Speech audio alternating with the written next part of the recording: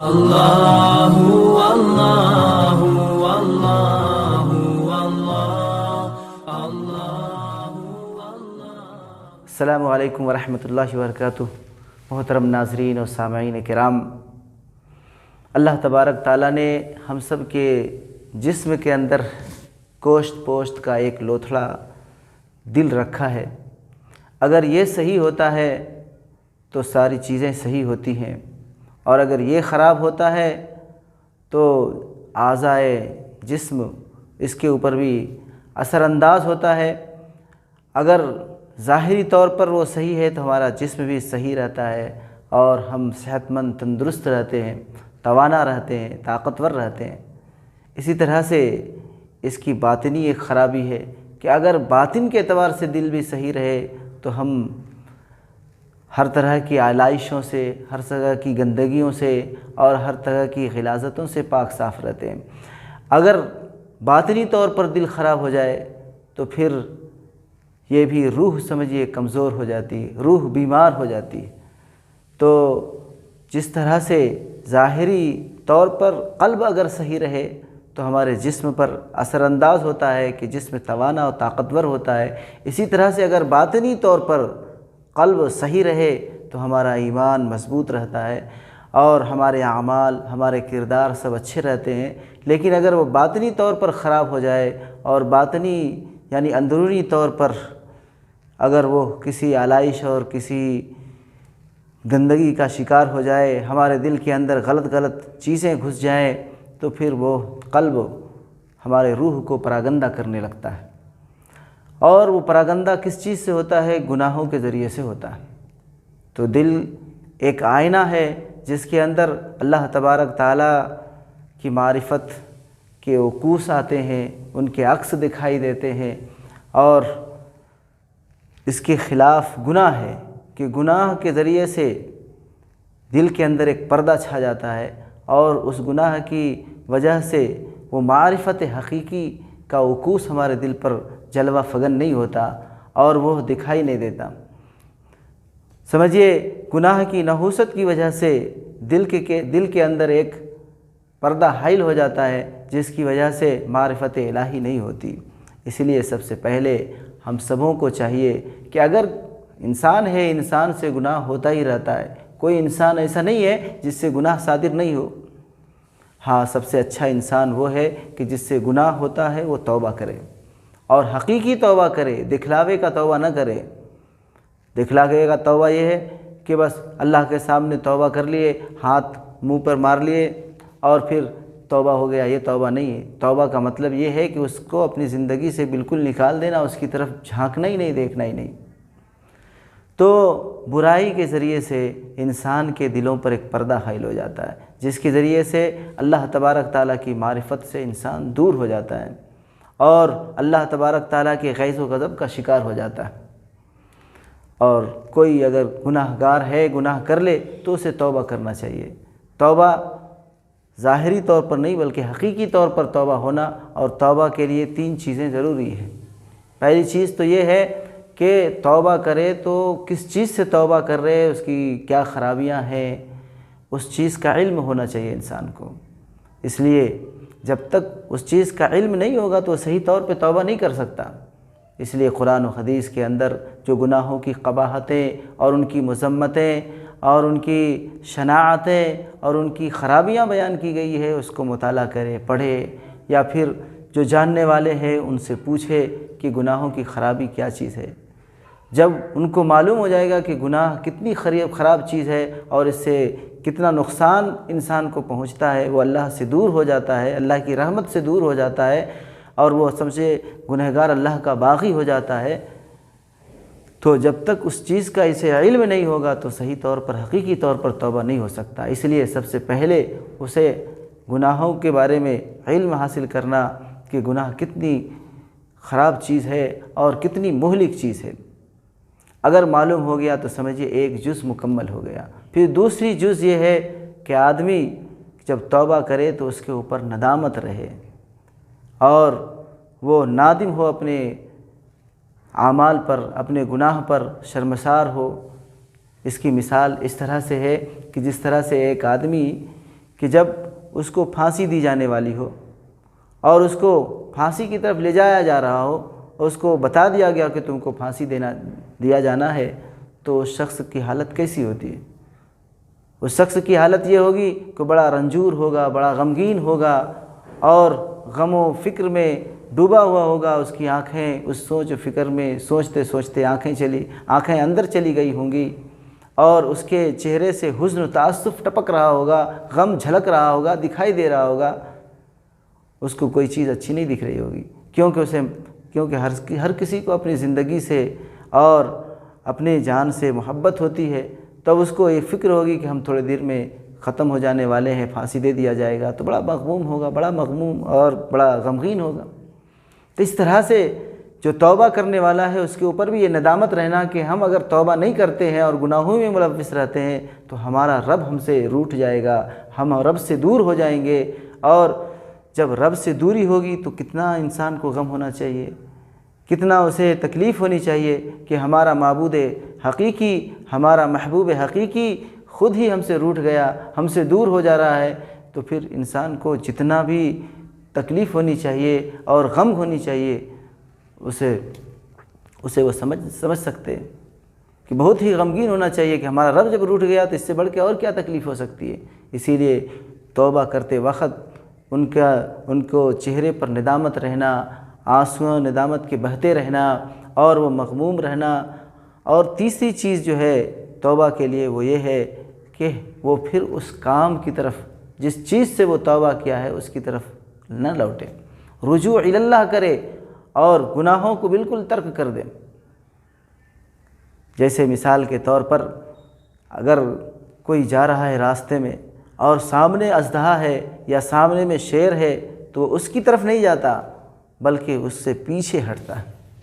بھاگتا ہے زندگی بچانے کے لیے۔ تو اس طرح سے جب وہ توبہ کیا تو اس وقت یہ سوچے کہ یہ گناہ ہمارے لیے اژدہا کے مثل ہے، یہ گناہ ہمارے لیے شیر کے مثل ہے اور مہلک چیز کے مثل ہے کہ اگر ہم اس سے نہیں بھاگے، پیچھے کی طرف نہیں لوٹے تو پھر یہ ہمارے لیے بڑا ہلاکت خیز ہوگا اور بڑا برباد کرنے والا ہوگا اور ہمارے کو تہس نہس کرنے والا ہوگا۔ اس لیے انسان جس گناہ سے توبہ کر رہا ہے اس کو ہمیشہ کے لیے بالکل تائب ہو جائے، ہمیشہ کے لیے اسے چھوڑ دے اور اس کو ترک کر کے پھر اللہ کی طرف رجوع کرے، اللہ کی طرف بڑھے، کیونکہ توبہ کے معنی ہی آتے ہیں رجوع اللہ کے، اللہ کی طرف جانے کے۔ ایسا نہیں کہ صرف ظاہری طور پر توبہ کر لیے اور پھر دوسرے دن وہی گناہ میں ملوث ہیں، تو یہ توبہ نہیں ہے، جھوٹا توبہ ہے، دکھلانے والا توبہ ہے۔ جیسے کتاب میں ایک واقعہ آتا ہے کہ ایک صاحب ہیں منصور بن عمار، انہوں اپنے دوست کا واقعہ بتاتے ہیں کہ میرا ایک دوست تھا، بڑا عبادت گزار تھا، عبادت کرتا تھا، نماز بھی پڑھتا تھا، اور ایک دن ان سے ملاقات میری نہیں ہوئی تو میں ان کے گھر پہ گیا تو ان کی لڑکی نے اس کے دروازہ کھولا تو پوچھا میں فلاں ہوں، فلاں کا تمہارے ابو کا دوست ہوں، وہ کیوں نہیں دکھائی دے رہے، وہ ان سے ملاقات نہیں ہو رہی ہے۔ تو انہوں نے اپنے ابو کی پوری حالت بتائی کہ اس کی طبیعت خراب ہے۔ تو انہوں نے کہا کہ ٹھیک ہے تم اپنے ابو سے جاؤ کہ فلاں شخص آیا ہے ملنے کے لیے، ملاقات کے لیے اجازت چاہتا ہے، اگر اجازت ہو تو میں ملاقات کر کے چلا جاؤں گا۔ تو بہرحال انہوں نے اس خاتون نے، اس بچی نے اپنے ابو سے ان کا نام بتایا اور پھر ساری چیز بتانے کے بعد اجازت طلب کی، تو اس کے والد نے اس کو اجازت دے دیا کیونکہ اس کے دوست تھے، وہ اجازت دے دیا۔ جب ان کے پاس گئے عیادت کے لیے تو دیکھا کہ بیچ گھر کے اندر چارپائی پہ وہ پڑے ہوئے بیمار ہیں، ہونٹ کالے ہو رہے ہیں، آنکھیں اندر جا رہی ہے اور پھر چہرے کے اندر سے بالکل غموم اور ہموم ٹپک رہا ہے اور عجیب کیفیت ہے۔ تو میں نے دیکھا تو سمجھا کہ یہ تو جانکنی کی حالت ہے، یہ تو مرنے والا ہے، تھوڑے 1-2 دن میں شاید ایسے بیمار ہو گیا ہے کہ تو ختم ہو جائے گا۔ تو پھر میں نے ان کو کلمے کی تلقین کی کہ آپ ایسا کرو ہر وقت کلمے پڑھتے رہو، تو انہوں کچھ بھی نہیں بولا، خاموش رہا۔ پھر دوسری مرتبہ بولا کہ کلمہ پڑھتے رہو تو پھر بھی خاموش رہا۔ جب پھر میں تیسری مرتبہ کہا تو انہوں نے کہا کہ کلمہ اور میرے درمیان ایک چیز حائل ہو گئی ہے، میں کوشش کرتا ہوں کلمہ پڑھنے کی لیکن وہ زبان سے ادا نہیں ہوتی۔ تو میں سمجھ گیا کہ کوئی برائی ہے جس کی وجہ سے اللہ تبارک تعالیٰ نے اس کی زبان کو روک دیا ہے کلمہ پڑھنے سے۔ تو اپنے دل میں لا حول ولا قوت الا باللہ پڑھے۔ تو پھر انہوں نے پوچھا کیا بات ہے کہ ایسا کیوں ہو رہا تمہارے ساتھ؟ تم تو اچھے نمازی تھے، پرہیزگار تھے، تہجد گزار تھے، بڑی عبادت کرتے تھے، پھر تمہارے زبان پر کلمہ کیوں نہیں جاری ہو رہا ہے اور کلمہ کا ورد کیوں نہیں جاری ہو رہا؟ تو انہوں نے کہا یہ سب چیزیں میری دکھلاوے کی تھی، میں جو نماز پڑھاتا تھا، تہجد گزار تھا، تہجد پڑھا کرتا تھا، یہ سب دکھلاوے کا تھا۔ بات اصل یہ تھی کہ میں جب یہ سب چیزیں بھی کرتا تھا لیکن جب گھر آتا تھا اور لوگ نہیں رہتے تھے میرے سامنے تو میں اپنے گھر کے دروازے کو بند کرتا، پردہ گرا دیتا اور پھر شراب نوشی میں مبتلا ہو جاتا تھا، شراب پیتا تھا۔ یہاں تک کہ جب میری طبیعت خراب ہونے لگی اور خراب ہوئی، پہلی مرتبہ جب طبیعت خراب ہوئی تو میں نے اپنے گھر والوں کو کہا کہ میرا بستر بیچ گھر میں لگا دو، اور پھر میں نے قرآن کو اپنے سینے پر لے کر کے اللہ تبارک تعالیٰ سے دعا کی کہ اللہ تبارک تعالیٰ میری بیماری کو دور کر دے۔ میں توبہ کرتا ہوں کہ میں پھر اس چیز کو، آپ کی محرمات کو ہاتھ نہیں لگاؤں گا۔ اللہ تبارک تعالیٰ نے میری دعا قبول فرما لی اور پھر مجھے شفا یابی کر دی، شفا عطا فرما دی۔ اور پھر جب شفا عطا کر دیا تو پھر چند دن تو میں اس طرح سے رہا، لیکن پھر جب مجھے شراب نوشی یاد آتی تو پھر میں توبہ کو توڑ دیتا اور پھر جا کر کے شراب و کباب میں لگ جاتا۔ ظاہری طور پر میں عبادت بھی کرتا تھا لیکن جب لوگوں کی نگاہوں سے دور ہو جاتا تھا تو اپنے توبہ کو توڑ کر کے پھر شراب نوشی کرتا تھا۔ اس طرح سے پھر دوبارہ بیمار ہوا، پھر دوبارہ میں نے اللہ تبارک تعالیٰ سے معافی مانگی، اسی طرح سے کہ گھر کے بیچ میں اپنے بستر کو لگوا دیا اور پھر قرآن کو سینے پر رکھ کر کے اللہ تبارک تعالیٰ سے گریہ جاری کر کے رو کر کے دعا مانگی کہ اللہ تعالیٰ اگر اس مرتبہ آپ نے شفا دے دی تو میں واللہ آپ کی حرام کردہ چیز کو منہ تک نہیں لگاؤں گا، اپنے پاس تک نہیں آنے دوں گا۔ اللہ تبارک تعالیٰ نے دوبارہ شفا دے دی۔ پھر تھوڑے دن تک میں اپنے توبہ پر قائم رہا اور پھر جب شفا یاب ہو گیا، صحیح ہو گیا، تو پھر جب وہ جام یاد آتے ان کی اور ان کے مزہ لذت یاد آتی تو پھر میں توبہ کو توڑ کر کے پھر شراب پینے لگتا تھا۔ یہ تیسری مرتبہ ہے، اور تیسری مرتبہ جب میری طبیعت خراب ہوئی تو میں نے وہی طریقہ اختیار کیا اور اپنے بستر کو بیچ گھر میں لگوا دیا، قرآن کو سینے پر رکھ کر کے اب دعا کر رہا ہوں، تو لیکن اللہ تبارک تعالیٰ میری دعا قبول نہیں فرما رہے ہیں۔ تو یہ میرا توبہ جو تھا صرف ظاہری طور پر تھا، حقیقی طور پر نہیں تھا، سچا توبہ نہیں تھا، جھوٹا توبہ تھا، جس کو کہ شاعر نے بھی کہا ہے کہ توبہ میرا جام شکن، جام میرا توبہ شکن، ڈھیروں ٹوٹے پڑے ہوئے ہیں دروازے پہ پیمانے۔ کہ جب انسان کو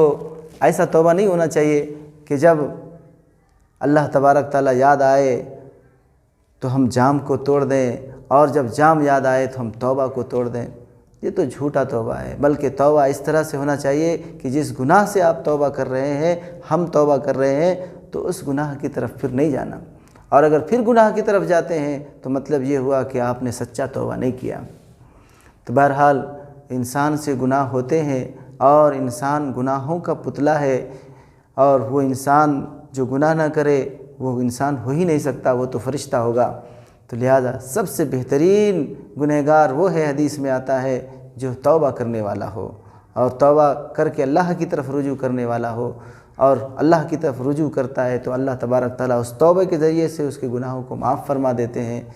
ہم سبوں سے گناہ جانے انجانے میں ہوتے رہتے ہیں، اللہ تبارک تعالیٰ سے دعا کریں کہ اللہ تبارک تعالیٰ ہم سب کو گناہ کی مہلکات سے بچائے اور ہم سب کو نیک راہ پر چلنے کی توفیق نصیب فرمائے، اور کسی سے اگر ایسے بڑے بڑے کچھ گناہ ہو جائے تو وہ فوری طور پہ اللہ تبارک تعالیٰ سے توبہ کرے، اللہ کی طرف رجوع کرے، اور پھر اس گناہ کی طرف جس سے وہ توبہ کیا اس کی طرف نگاہ اٹھا کر نہ دیکھے۔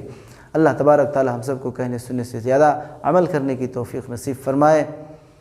وآخر دعوانا الحمدللہ۔